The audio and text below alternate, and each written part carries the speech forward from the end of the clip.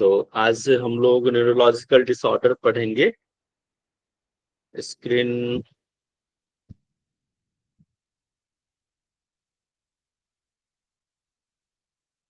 Screen show हो रहा है क्या?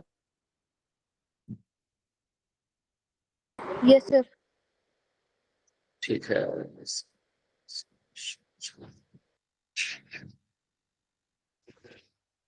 इसमें 3 टॉपिक है, migraine, tension headache and epilepsy. ठीक है, तो एक एक करके पहले समझते हैं। एपिलेप्सी है, देखो एपिलेप्सी को हम लोग हिंदी में मिर्गी कहते हैं। आपने सुना होगा, गांव में कहते हैं मिर्गी आ गया है ना। तो ये जैसे कि आप किसी को लगा है इलेक्ट्रिक कोई झटका लगा है, करंट लगा है किसी को, यस सर। वो फील लगा है? कैसे वो यस सर। आपको एक करंट लगता है तो वाइब्रेशंस हो जाती है, लगता है हम इलेक्ट्रिकल जो हमारा बॉडी में जो वेव है वो जाता है और वो झटका से महसूस होता है, झटका मारता है। इसी तरह से एपिलेप्सी भी है, जो हमारा जो करंट है एक, वो हमारे पूरे ब्रेन तक जाता है। ठीक है, एक झटका मारता है। तो एपिलेप्सी को हिंदी में मिर्गी कहते हैं और इसको सीजर भी कहते हैं। थोड़ा सा बेसिक डिफरेंस है, बट समझ सकते हैं एपिलेप्सी को सीजर के जैसा। The term epilepsy originate from a Greek word epilepsia, meaning is falling sickness. एक मैं मार्क कर ले रहा हूं। इसका मतलब है फॉलिंग सिकनेस। ये कहाँ से लिया हुआ है वर्ड? ग्रीक वर्ड से लिया गया, एपिलेप्सिया से, जिसका मतलब होता है falling sickness. True to the meaning, the patient falls after the change in the electrical discharge by the brain cells. Okay, epilepsy is a brain disorder causing repeated seizure or fits. इसको fits भी कहते हैं। बहुत लोग ये खासकर जो young mail या फीमेल होते हैं ना, खासकर उनको ये आती है फिट्स आ जाना, मिर्गी आ जाते हैं। तो कई बार कहते हैं कि अरे उसको जूते सुंघाओ, सुना होगा आपने या प्याज सुंघाओ। इस तरह की बोलचाल भाषा में बोल देते हैं, किस तरह से कराओ तो ठीक हो जाए। कई बार जिनको फीड्स आते हैं ना, तो देखना वो खुद को ही डैमेज करने लग जाते हैं, बाइट्स करने लग जाएगा इस तरह से seizure. This can happen to anybody without as difference. किसी को भी हो सकता है, लेकिन खासकर ये जो है यंग में ज्यादा होता है, यंग चिल्ड्रंस में ज्यादा होता है। Seizure that occur in young children are called the febrile convulsions. जिनमें जो यंग चिल्ड्रन को जिसमें होता है ना, उसको कहा जाता है फेब्राइल कन्वल्सन, और जनरली उसमें ज्यादा होता है यंग चिल्ड्रन में। What are the causes of epilepsy? There are different causes for seizure और फिट्स। इसी को कहते हैं, एपिलेप्सी का ही अन्य नाम है, सीजर बोलो या फिट्स बोलो। This vary from person to person. सबसे पहले ये पर्सन टू पर्सन चेंज करेगा, जरूरी नहीं है कि सबके साथ एक ही सिम्टम्स हो। पर्सन टू पर्सन जो है वैरी करता है। In some people hormone changes during the pregnancy और menstrual can cause the epileptic attack. जिन महिलाओं में जैसे प्रेगनेंसी के दौरान, उस टाइम बहुत स्ट्रेस रहता है, मेंस्ट्रुएशन के दौरान मूड स्विंग बहुत होते हैं, उस टाइम पे भी ये एपिलेप्टिक अटैक आता है। प्रेगनेंसी, लैक ऑफ स्लीप ये कारण है कि, और किस वजह से एपिलेप्सी हो सकता है। एक तो प्रेगनेंसी के टाइम पे लैक ऑफ स्लीप, अगर नींद अच्छे से आप नहीं लेते हैं, स्लीप एपनिया है तो। इसके बाद स्कीपिंग डोजेस ऑफ मेडिसिन, अगर आप मेडिसिन ले रहे हैं रेगुलर ले रहे हैं, या कोई डायबिटिक या फिर हाइपरटेंशन का मेडिसिन ले रहा है रेगुलर, और कभी वो स्किप कर दिया, उस टाइम पे भी ये एपिलेप्टिक अटैक्स आते हैं। यूज ऑफ ड्रग्स, जो ड्रग्स यूज करते हैं उनको भी ये चीजें आती हैं। मेडिकेशन की वजह से, अल्कोहल, जो अल्कोहलिक होते हैं उनको भी कई बार देखा जाता है ये अटैक आते हैं। और इलनेस की वजह से can trigger the seizure in a person with a previously well controlled scissor disorder. Sensory stimuli, अब जैसे हमारे सेंस ऑर्गन कौन से हैं जिनसे हम सुनते हैं, बोलते हैं और सूंघते हैं, देखते हैं, ये क्या हमारे सेंसरी ऑर्गन्स हैं।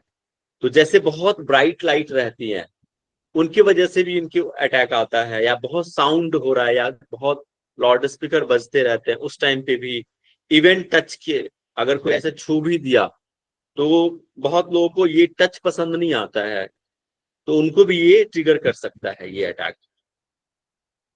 ठीक है। In many cases, no trigger is found for the seizure. The amount of stimulation required to cause the seizure is called the seizure threshold. देखो क्या होता है ना कि एक लिमिट, एक होता है कि जैसे साउंड का है, मानो कि एक लिमिट डेसिबल तक हम इजिली सुन पाते हैं, ओके है। बट जैसे ही डेसिबल चेंज होता है, हायर डेसिबल पे जाता है, तो फिर आपका साउंड उसको सह नहीं सकता। तो एक उसको उसको कहते हैं थ्रेश होल्ड वैल्यू, कि जिस लिमिट तक हम उसको होल्ड कर पाए, उसको बर्दाश्त कर पाए, थ्रेश होल्ड, उसके ऊपर जाएंगे तो फिर हमारा बॉडी, हमारा माइंड ये चीजें एक्सेप्ट नहीं करता है, तो उस टाइम पे सीजर आने के चांसेस रहते हैं, जैसे सीजर थ्रेश होल्ड है ना। थ्रेश होल्ड वैल्यू एक होता है, एक पैरामीटर्स रहते हैं कि इस यहां तक हमारी कैपेसिटी है, इसके बाद जाओगे तो आपको ये हार्म हो सकता है, ये ट्रिगर कर सकता है। Many people with epilepsy are considered to have a low seizure threshold. बहुत लोगों को बहुत, ये एक तो हायर हो गया वैल्यू, एक लोअर वैल्यू भी होता है। अगर उससे भी कम हुआ तो जैसे कि हाई बीपी हुआ ना, एक लिमिट होता है हाई बीपी, वैसे ही लो का भी एक लिमिट है। उससे अगर नीचे जाएंगे, जैसे कि लो बीपी हुआ, एक एक क्या है, पैरामीटर है, तो उसी को कहते हैं लो सीजर वैल्यू। उसमें भी अगर आप आते हैं तो भी उस टाइम पे ये ट्रिगर कर सकता है। Factors attributed to cause the epilepsy, abnormalities और इंजरी। अगर कुछ एबनॉर्मल बॉडीज में, जैसे इंजरी की वजह से किसी को कोई ऑर्गन डैमेज हो गया है, या कोई भी शारीरिक समस्या आ गई है, इवन मेंटली भी, तो भी ये कारण हो सकता है एपिलेप्सी का। ठीक है। ट्यूमर की वजह से, इन्फ्लामेशन और इन्फेक्शंस ऑफ ब्रेन में, क्योंकि ये क्या है, मस्तिष्क का ही तो रोग है एपिलेप्सी। उसमें ही हमारे जो कहते हैं ना कि एक सिग्नल है, आप बोल सकते हो इलेक्ट्रिकल सिग्नल्स, प्रॉपर वर्क नहीं करना, प्रॉपर मैसेज नहीं जाना। ठीक है। वो मेनिंजाइटिस एंड इंसेफेलाइटिस। अच्छा, मेनिंजाइटिस आपने पढ़ा होगा एनाटॉमी में, क्या होता है meningitis? Anyone knows what is the meningitis?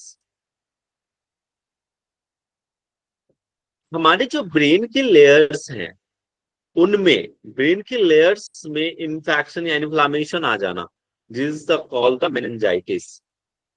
Itis लग गया ना, आइटिस लग गया, इन्फ्लामेशन हो गया। और मेनिंजिस होता है, मेनिंजिस मतलब लेयर्स होते हैं, ब्रेन के लेयर को कहते हैं, और उस लेयर्स में इन्फ्लामेशन आ जाना, this is called the meningitis. Anatomy में आपने पढ़ा होगा इसको। फैमिली हिस्ट्री ऑफ एपिलेप्सी, अगर आपको किसी पेरेंटल और मैटरनल साइड से किसी को ये बीमारी है तो उसको भी हो सकता है। कॉन्जिनेंटल डिफेक्ट्स और parental near time of the birth and injury, same से वही सही है कि बर्थ के टाइम पे भी ये चीजें आ सकता है। और कहते हैं ना, बर्थ के टाइम पे अगर लैक ऑफ ऑक्सीजन की वजह से भी सीजर आ सकता है। Complication of the diabetes mellitus, diabetes mellitus में कोई कॉम्प्लिकेशन आ रहा है, अगर कभी हाई शुगर लेवल हो गया है इस तरह का, तो भी उस टाइम पे एपिलेप्सी आने के चांसेस रहते हैं, फिट्स आ सकता है। किडनी फेलियर, न्यूट्रिशनल डिफिशियंसी, ये क्या होगा, किसी ना किसी प्रॉब्लम की वजह से आ रहा है, डिजीज की वजह से अगर ये है कारण। यूज, आप जैसे कोई अल्कोहल ले रहा है और सडन छोड़ दिया, आपने देखा होगा जो डॉक्टर्स होते हैं, वो जो अल्कोहलिक, जो कहते हैं कि तुरंत नहीं छोड़ने के लिए थोड़े थोड़े डोज को कम करो आप, डायरेक्ट नहीं तो ऐसे ना, तो बहुत पागल सा हो जाता है। उनको चाहिए, जिनको आदत रहती है स्मोकिंग की, ड्रिंकिंग की, वो तुरंत नहीं छोड़ सकते, उनके लत को धीरे धीरे छुड़ाया जाता है। तुरंत छोड़ेंगे तो फिर उनमें और ज्यादा प्रॉब्लम्स क्रिएट हो सकता है, disorder affecting the blood vessels, degenerative disorders, senile dementia, Alzheimer type और similar organic brain syndrome. Alzheimer क्या होता है पता है? डिमेंशिया अल्जाइमर ये होता है भूलने Yes, की sir. बीमारी। जैसे हम कुछ भूल जाते हैं ना, ये खासकर जो ओल्ड एज वाले रहते हैं उनमें ज्यादातर ये प्रॉब्लम्स आती है, डिजीज होते हैं, डिसऑर्डर आते हैं। कुछ चीज कहीं रख दिया तो भूल जाते हैं। आजकल तो यंग जो यंग लोग हैं उनमें भी देखने को मिल जाता है, कहीं कुछ रख दिया भूल जाते हैं। लेकिन जनरली ओल्ड एज में ये आता है, डिमेंशिया है ना, भूलने की बीमारी। Acute severe infection in any part of the body, body में कोई अगर इस तरह का इन्फेक्शन, सीवियर इन्फेक्शन हुआ है, then also it triggers the epilepsy. Okay, complication of AIDS or other immune disorder. What are the symptoms of epilepsy? क्या क्या symptoms देखने को मिलते हैं, क्या क्या लक्षण देखने को मिलते हैं रोगी में? पहले तो हेडेक आएगा उस टाइम पे, चेंज इन मूड और एनर्जी लेवल या तो हाई होगा या तो बहुत कम हो जाता है, मूड चेंज होगा उस टाइम पे, स्विंग करेगा। डिजीनेस और फेंटिंग, मतलब चक्कर सा आएगा, फेंटिंग होगा, है ना, बेहोशी सी। कंफ्यूजन और मेमोरी लॉस, कंफ्यूजन वो कोई डिसाइड नहीं कर पाएगा कि क्या करना है, डिसीजन मेकिंग डाउन हो जाता है, मेमोरी लॉस हो जाएगा। An aura is experienced by few patient just before the generalized seizure. Different type of epilepsy and their symptoms, तो कई प्रकार के यहाँ बताया गया है। पेटिट माल सीजर, ग्रांड, इतना देखो डिटेल में एग्जाम में आपको नहीं पूछेगा, बट मैंने थोड़ा सा ऐड कर दिया है। Petit mal seizures, grand mal seizures, single focal seizures, partial complex seizure, एक एक के बाद देख लेते हैं क्या एक्चुअली ये। पेटिट माल सीजर्स में this type of epilepsy occurs mostly during the childhood.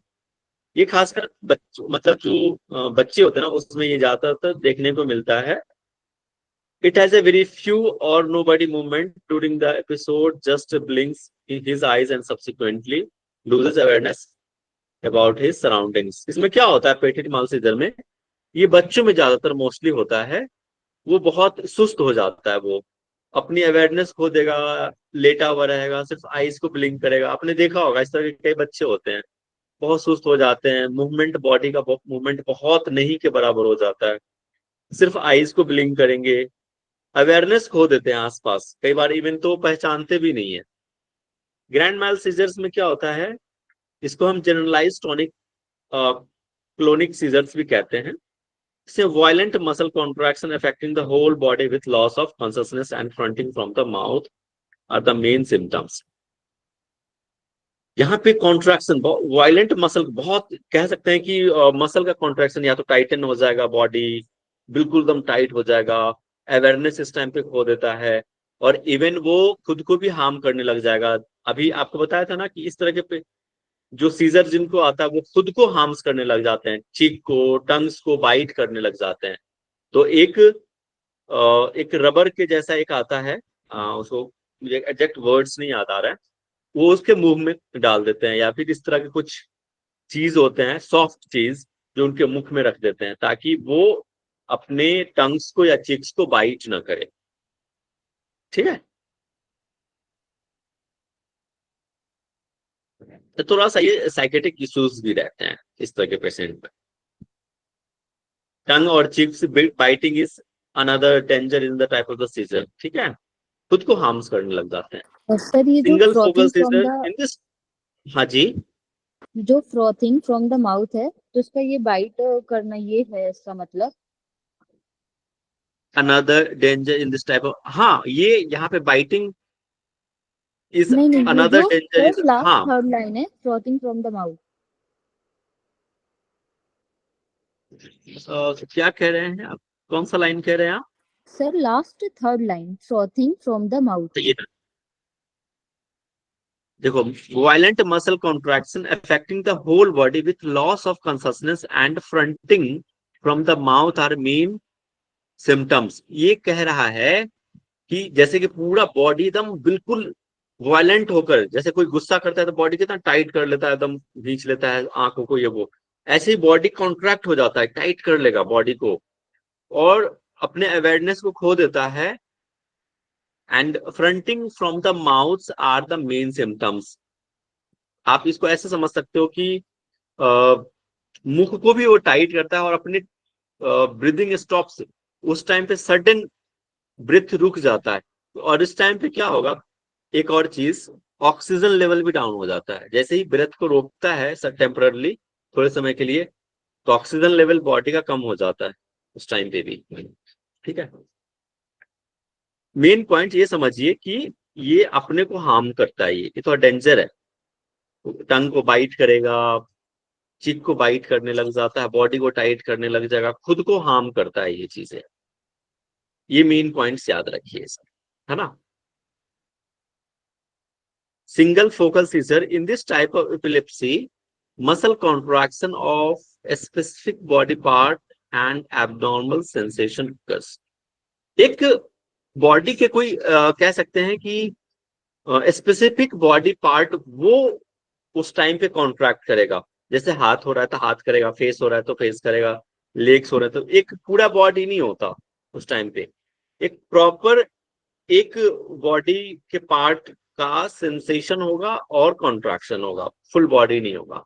और इस टाइम पे क्या होगा, इसमें नौसिया आएगी, ये सिम्टम्स हैं।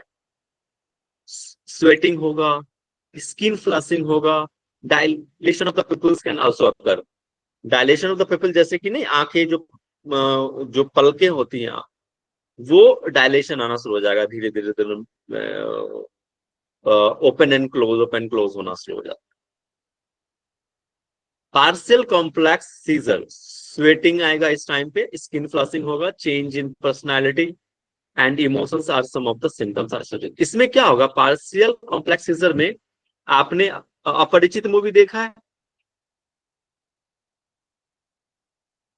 Yes sir. उसमें देखा है कि वो उसकी पर्सनालिटी चेंज हो जाता है, वो आदमी एक डुअल रहता है, पर्सनैलिटी रहते हैं सर। ड्यूअल पर्सनालिटी हो जाती है। तो उस टाइम पे भी, इसमें भी क्या होता है, स्वेटिंग आएगा, फ्लशिंग होगा, और इवन उनकी आवाज में चेंज हो जाना, चेंज इन पर्सनालिटी, अलग बिहेव करना, इमोशंस चेंज हो जाता है। यह है पार्शियल कॉम्प्लेक्स सीजर। ठीक है, तो कई बार गांव में आप जाओगे तो बोलता रहे इन पे भूत आ गया है, एक्चुअली ऐसा होता नहीं है, उनके पर्सनैलिटी चेंज हो जाता है थोड़े से। ठीक है, फेबाइल कन्वर्सन मतलब यहाँ पे मैंने लिख दिया, ऑलरेडी इसके बारे में आपको बता दिया मैंने। How can be epilepsy be treated? The treatment of epilepsy includes the underlying cause, avoiding the factors triggering the attack is important.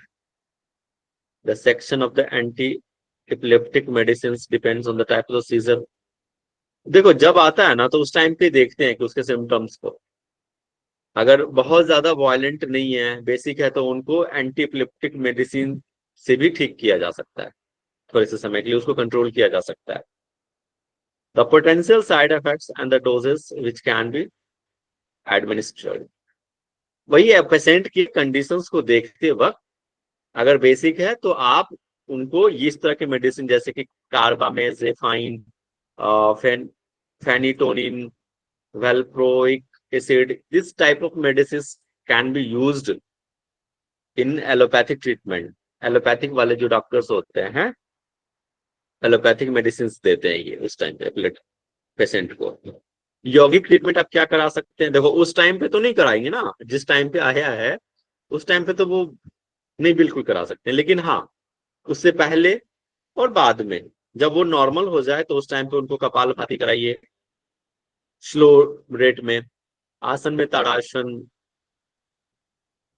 उत- उत्तान आसन, ये भाग वो लिखा गया है, उत्तान आसन होगा, जो दोनों पैर को 30 डिग्री पे उठाते हैं। अधोमुख आसन, विपरीत करनी हलासना, पवन मुक्त आसन, मत्स्य आसना, ये कुछ आसन है जिनको आप करा सकते हैं। प्राणायाम में अनुलोम विलोम वेरी गुड, अनुलोम विलोम एक साथ है, भ्रामरी, कपालभाति और उदगीर। इससे क्या होगा, आपके ब्रेन के जो प्रॉपर, जो हमारा नर्वस सिस्टम है, प्रॉपर अच्छे से वर्क करेगा, पूरा बैलेंस रहेगा, भ्रामरी अच्छा है, आप इसको करा सकते हैं। और रिलैक्सेशन में शवासन, ये बेसिक कुछ है, आप उनको, बाकी सूक्ष्म व्यायाम है वो आप करा सकते हैं। This is all about the epilepsy. ये समझ में आया? बताइए, फिर हम आगे बढ़ेंगे।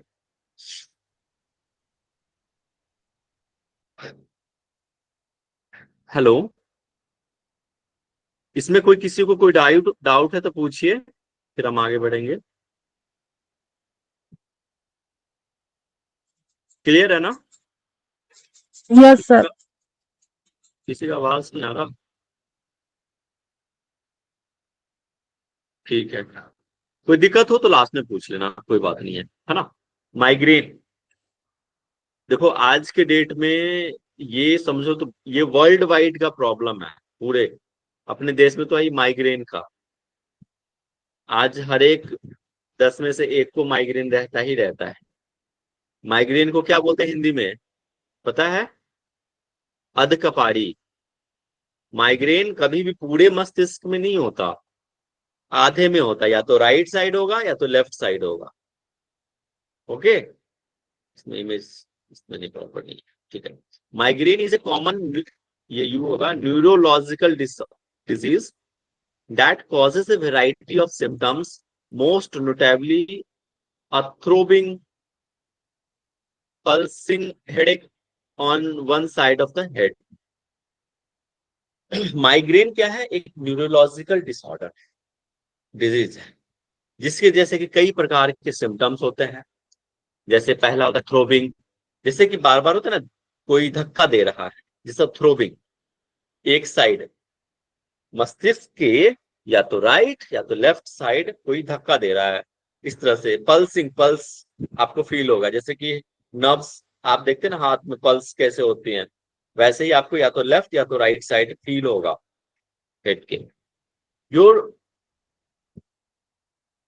Your migraine will likely get versed with physical activity. अब देखो, जिनको माइग्रेन का इश्यू रहता है, कई बार क्या होता है कि जब आप बहुत फिजिकल एक्टिविटी कर लेते हैं, हैवी वर्कआउट कर लिया आपने, ठीक है, तो वो और बढ़ जाता है माइग्रेन का प्रॉब्लम।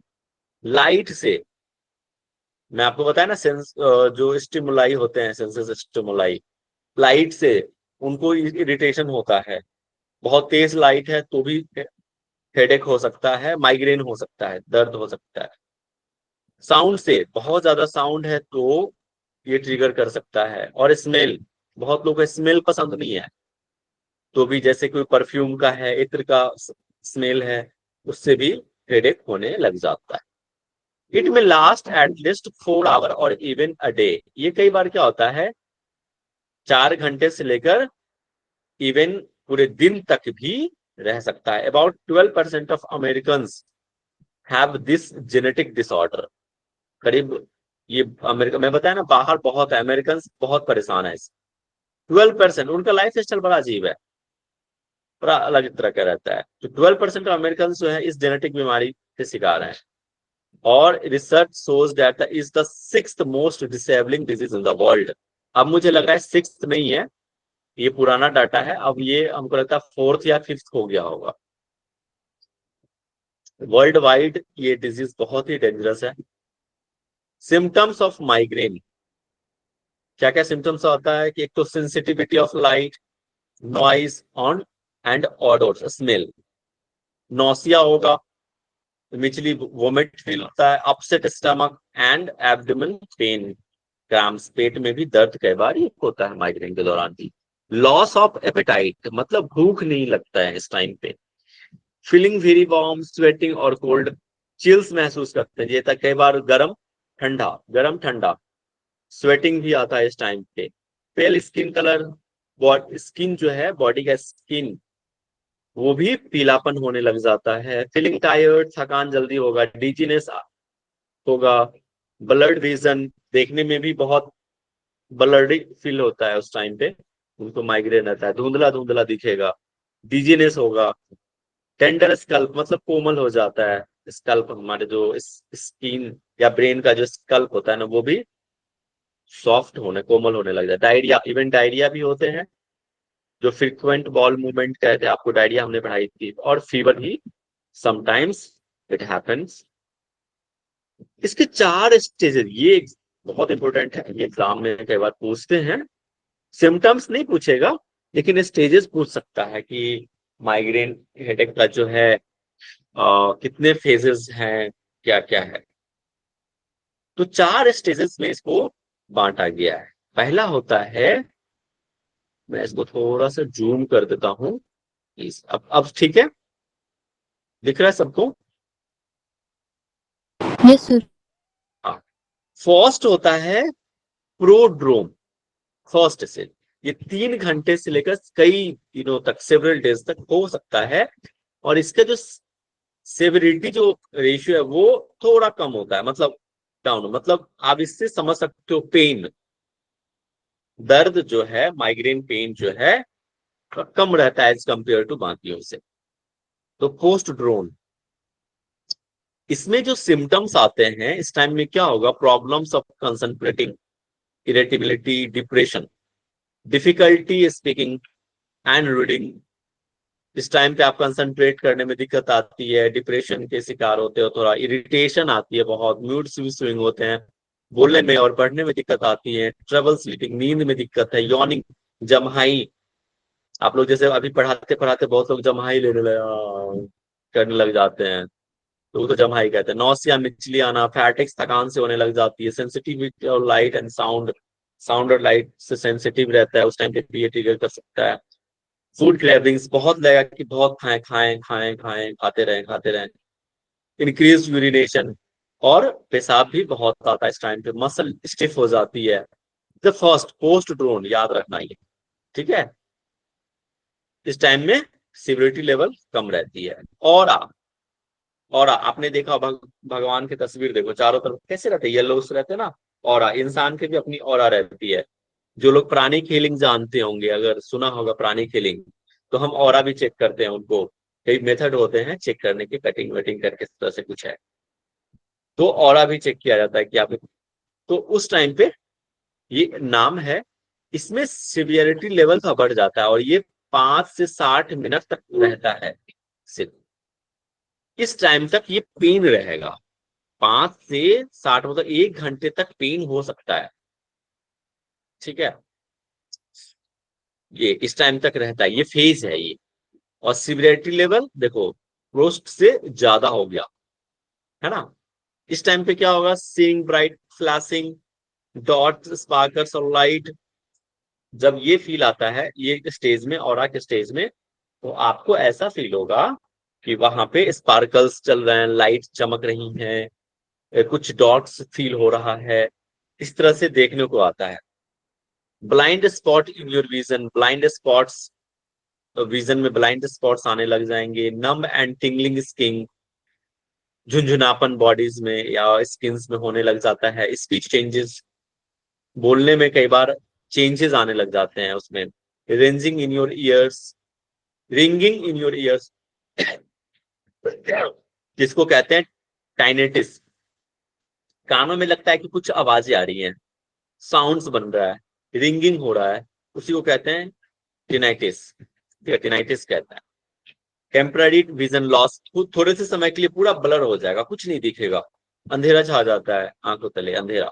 सीइंग वेवी और जेट लाइंस, कई बार देखने में क्या आएगा कि ऐसे साइन वेव, आपने सुना होगा ना साइन वेव, इस तरह से वेवी लाइक स्ट्रक्चर्स दिखेगा, ऐसे वेव, या zigzag, zigzag cross ना, जिग जैग, जिग जैग।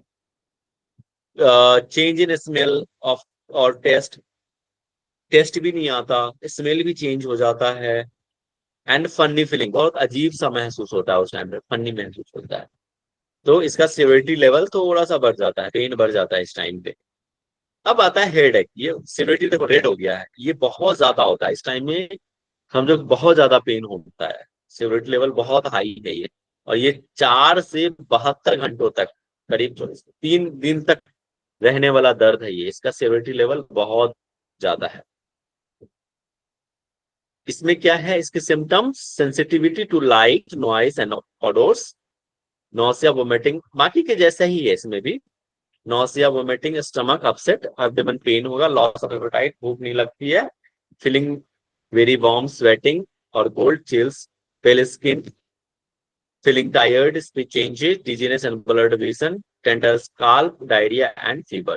ये जो हमने आपने देखा था पहले वाले ये वाला सिम्टम्स, सेम वैसे ही ये कॉमन है सिम्टम्स, यही वाला जो हमारा हेडेक का है, माइग्रेन, ये बहुत सीवियर कंडीशंस होता है इस टाइम पे। अब आता है पोस्ट ड्रोन। ये देखो जैसे कोई दारू पी लिया, पता नहीं यहाँ पे कोई ऐसे होंगे कभी लिया होगा, तो अगले दिन तक रहती है नशा, बोलते अरे हैंग ओवर हो गया, अभी भी हम झूम रहे हैं पूरी तरह से, जैसे हैंग ओवर। ठीक है, तो आज लिया और अगले 2 दिनों तक रहता है वो हैंग ओवर, तो इसको कहते हैं 2-3 दिन तक रहता है सर। Migraine hangover. ये माइग्रेन हैंगओवर है, ऐसा कोई नहीं है कि ड्रिंक करने के बाद है ये। ठीक है, इसको कहते हैं postdrome. Being unable to concentrate, इस टाइम पे कंसंट्रेट नहीं कर पाते, नशा में ही रहते हैं, मतलब ये समझ लो। तो नशा का मतलब यहाँ पे दर्द, थोड़ा सा इस टाइम पे आप कंसंट्रेट नहीं कर पाते कोई चीज को। Feeling depressed, fatigue, not being able to understand, कुछ समझ नहीं आता कि क्या करना नहीं करना है, और फीलिंग यूफोरिया, एक पर्सन, एक कहते हैं ना मस्ती वाला फीलिंग आती है इस टाइम पे। Okay, this the 4 stages I have, I think आप इसको समझ गए होंगे 4 स्टेजेस क्या हैं। ओके, तो इसमें से आपने कहा कि क्वेश्चन आता है, तो सर किस तरीके का सा क्वेश्चन आ सकता है क्वेश्चन इसमें से? ये स्टेज से पूछ देगा कि कौन से स्टेज होते हैं माइग्रेन के, कितने स्टेज होते हैं, 4 स्टेज, कौन कौन से में आता है, postdrome, aura, headache and post. Symptom से नहीं के बराबर चांसेस है क्वेश्चन आएगा, लेकिन ये आएगा। इसके पोस्ट ड्रोम को उस टाइम पे क्या होते हैं, तो माइग्रेन हैंगओवर। ठीक है, ये चीजें याद रखना।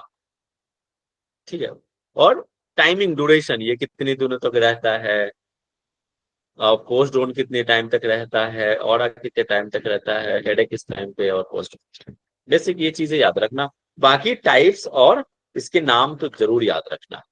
और बेसिक देखो, बहुत सारे इसके सिम्टम्स ऑलरेडी कॉमन है।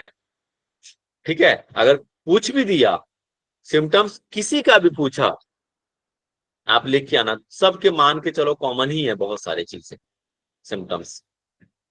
ओके, इसीलिए चांसेस कम होते हैं सिर्फ।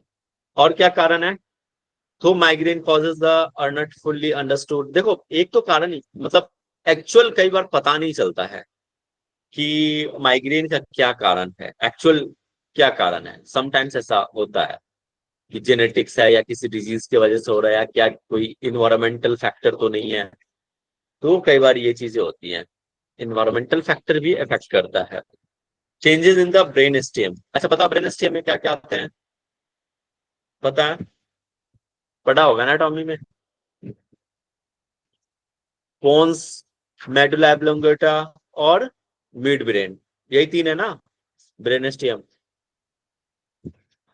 सही बोला ना, Yes sir, yes यही sir. है ना ब्रेन स्टेम में, पोन्स, मेडुला ऑब्लोंगेटा और mid brain.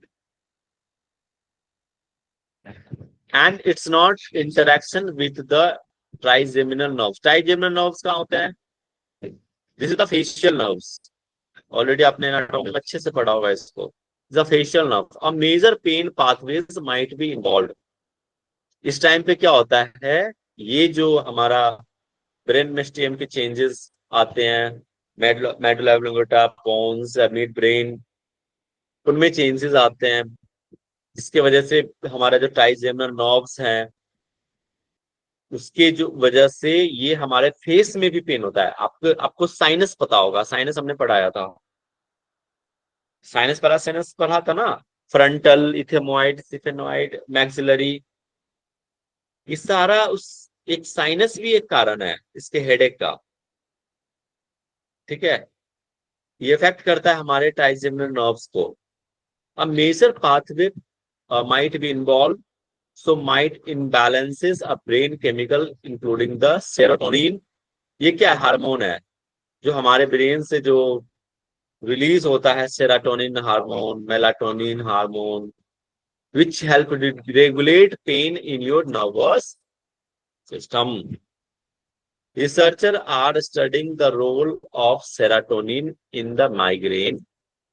Other neurotransmitter plays a role in the pain of migraine, including calcitonin, gene-related peptide, CGRP. कहते हैं कैल्सिटोनिन जेन रिलेटेड पेप्टाइड CGRP, इसके वजह से भी माइग्रेन होता है। आप न्यूरोट्रांसमीटर्स याद रखना, जैसे कैल्सिटोनिन है, इस तरह के वजह से सेराटोनिन है, मेलाटोनिन है, ये सब हमारे ब्रेन से रेगुलेट रिलीज होता है। Migraine triggers hormonal changes in women during stress. ये स्ट्रेस है ना, याद रखना, ये spelling stress STRESS। Sensory stimuli, sleep changes, medication and food. Female में क्यों होता है आप बताओ, पता है? महिलाएं ज्यादातर होता है इनमें ये चीजें, माइग्रेन। जब आप अच्छे से खाना नहीं खाते, लेट खाना खाते हैं, महिलाएं पूजा, जब तक पूजा पाठ नहीं करेंगी तब तक वो भोजन नहीं करती, और वो पूजा पाठ करते करते करते करते 12 बज जाते हैं, वो खाती हैं 12 बजे। तो जिसकी वजह से क्या होता है, पित्त भी बढ़ जाता है, अनबैलेंस होता है, हार्मोनल अनबैलेंस होगा, जिसकी वजह से उनको हेडेक होता है। खाली पेट नहीं रहना चाहिए ज्यादा देर, खाली पेट रहने से पित्त बढ़ जाता है। ठीक है, यौगिक मैनेजमेंट में इसलिए कहते हैं सुबह जल्दी आप ब्रेकफास्ट ले लीजिए। सटकर में नेति कराइए, वेरी गुड। नेति कराएंगे तो क्या होगा, आपका जो ये जो साइनस जो हमारा कैविटीज है उसको कंट्रोल करेगा, साइनस कंट्रोल करेगा नेति से, जिससे ब्रेन भी अच्छे से वर्क करेगा और माइग्रेन नहीं होगा। कुंजल कराइए, जो पित्त बढ़ गया है, वात बढ़ गया, ये क्या है, संघ प्रक्षालन, ये कंट्रोल करता है। जो हमारा ये जो माइग्रेन है ना, ये देखा जाए तो हमारे ये जो दोष है, ये वात पित्त कफ, ये दोष वाले रोग हैं, ये अगर बैलेंस नहीं होगा तो माइग्रेन भी होता है। इसको बैलेंस करने का काम ये करता है, कुंजल हो, संघ प्रक्षालन हो, वात पित्त कफ, ये प्रॉपर बैलेंस करता है तीनों को। ठीक है, और आसन में पादहस्तासना, ऐसे कुछ आसन जो आपके ब्लड का फ्लो आपके सर की तरफ थोड़ा सा हो, पादहस्तासन हो, पद्मासन, वीरासन, अधोमुखासन, पश्चिमोत्तानासन, मार्गरी सेतुबंध, ये सब कुछ आसन हैं। ठीक है, प्राणायाम में भ्रामरी अल्सो गुड। देखो क्या होता है, भ्रामरी तो अच्छा है, लेकिन कई बार ये बुरा भी हो जाता है, तो पेशेंट के कंडीशंस को देखते हुए कराना चाहिए। और भ्रामरी कराओ तो सन्मुखी मुद्रा के साथ कराओ, क्योंकि हमारे जो मर्म पॉइंट वो प्रॉपर प्रेस होते हैं। हमारे फेस पे ना कई मर्म पॉइंट हैं, ठीक है, ताकि एक लिप्स के कॉर्नर, नोज, आंखों के जस्ट आईब्रोज के जस्ट ऊपर मर्म पॉइंट प्रेस होते हैं। इसको कहते हैं षणमुखी मुद्रा में भ्रामरी कराओ तो अच्छा है। लेकिन कई बार क्या होता है, ये अगर सीरियस कंडीशन है तो सही नहीं होता भ्रामरी, उस टाइम पे अवॉइड करना चाहिए, ये तो और बढ़ा देगा। भ्रस्तिका, नाड़ी शोधन, भ्रस्तिका भी माइग्रेन अगर कंडीशन है तो उस टाइम पे नहीं करना चाहिए, नहीं तो और बढ़ जाएगा, याद रखना। नॉर्मल कंडीशन को उस टाइम पे थोड़ा कराइए, तो ज्यादा नहीं। नाड़ी शोधन से वेरी गुड, रिलैक्सेशन, शवासना और योग निद्रा, गाइडेड मेडिटेशन। ठीक है, this is all about the migraine. समझ में आया माइग्रेन, ये बताइए, फिर हम आगे बढ़ाएंगे। क्लियर है? Yes sir, it is very danger disease sir. मैं बहुत सफर किया हूँ 16 ये एज से है ना, हाँ, ये लाइफ स्टाइल डिसऑर्डर है। देखा जाए तो अगर हमारा लाइफ स्टाइल सही नहीं है, अगर आप लेट नाइट भी खाते हो, जल्दी नहीं खाते, ये मतलब देखो वात पित्त कफ बैलेंस है तो नहीं होगा। अगर आपका लाइफ स्टाइल खराब हुआ तो आपका जो दोष है वो विकृत हो जाएगा, और दोष विकृत हुआ तो शरीर में कई सारे प्रॉब्लम आएगा, जिसमें से एक माइग्रेन है। ठीक है, नेक्स्ट पढ़ते हैं। सबको क्लियर है ना माइग्रेन?